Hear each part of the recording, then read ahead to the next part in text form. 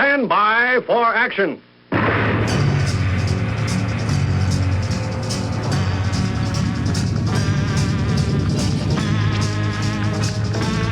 Thanks for joining me. My name's Dave Miller. I am the Unpleasant Blind Guy. In part 2 of E.D.L for Hope, Jeff Mitchell and Jan Rennie of the English Defense League radio program and myself discussed bold steps brave governments and people are taking to stem the tide of Islamization in their own nations. Now, in part 3, we turn to the general election in the United States of America, which patriots in the United Kingdom are watching with great interest. So, yes, keep your eye on these countries because they are moving fast. And I'm not talking little bits of demos. I'm talking 75, 50,000. You're talking a movement of people on the streets, Jan. Amazing. This is a movement. We talk about 75,000 people. This is a movement of people not going to have any of these Islamic issues in their countries, refuse to have it. It's good to see. It's encouraging to us, Jan, who work so hard and tirelessly to call out, isn't it, to look people? How stupid we look. Look how stupid we look. I have had messages from across the world since Thursday. What the hell is happening? A Polish guy commented yesterday and says, Jan, how the hell's that happened? London fell to the Islamic community. And you try to explain it's because of certain areas and the pockets of all these Muslims, but we absolutely look ridiculous.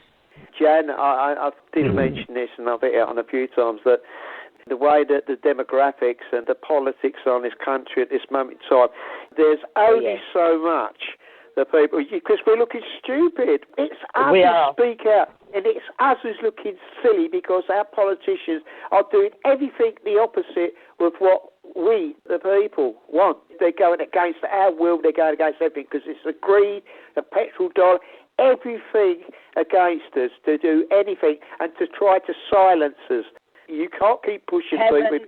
Jan, it angers you, doesn't it? You can see see the resentment that's building up in this country now, can't you, Jan? You can see it. I can see it. What we need in the UK is an American Republican as a president. We cannot afford to have another Democrat because what America does, Great Britain follows. I would like to see a non-Democrat in the White House. They have to clear out that care, all the Muslims that's working in the White House. Once they're rid of it in the US, we'll start getting rid of it here. I'm in agreement with Jan, Dave, and I know you're a Republican yourself, Dave, and I know the way that you feel that you don't want to see someone like Hillary Clinton put in power with the corruption, things that she's been involved with, and it's the last person on earth that you want to see in the White House. Am I right in that assumption, Dave? Well, I'll say this, Jeff. Our White House has become a nest of Islamic vipers. That's just basically what it's become. And it threatens the security of the world. And what we need is someone that will be accountable to the people. And if Donald Trump is the actual nominee for the President of the United States, his supporters need to make sure that he understands that Islamization has to stop in the United States. We have to get rid of Islam in the United States. The first thing that we have to do on the way to doing that is to clear all Muslims from any high government positions, because the Obama administration has stuck them in high security positions where they don't belong. Get them out of there, and then begin working to remove Islam from the United States. Because yes, Jen, you were about to mention to Hope in my heart about this because she's getting discouraged. And if you don't mind, I'll finish the thought for you. Hope, all you have to do is look at these Eastern Bloc countries.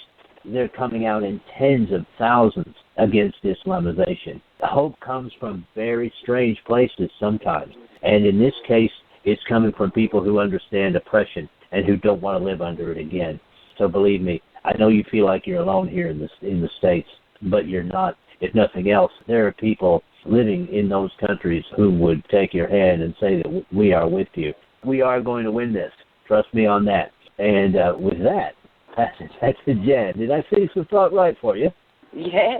I'm very much into what Dave was saying and yourself, Jan. We are seeing a movement of people.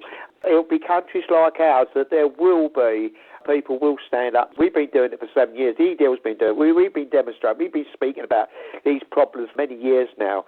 As I say, the situation's deteriorating because with our politicians, But we got a right-wing politics in Hungary and other groups of people who are being very positive in what they're looking towards the Islamic issue, and they're not going to have it in their country and in their countries.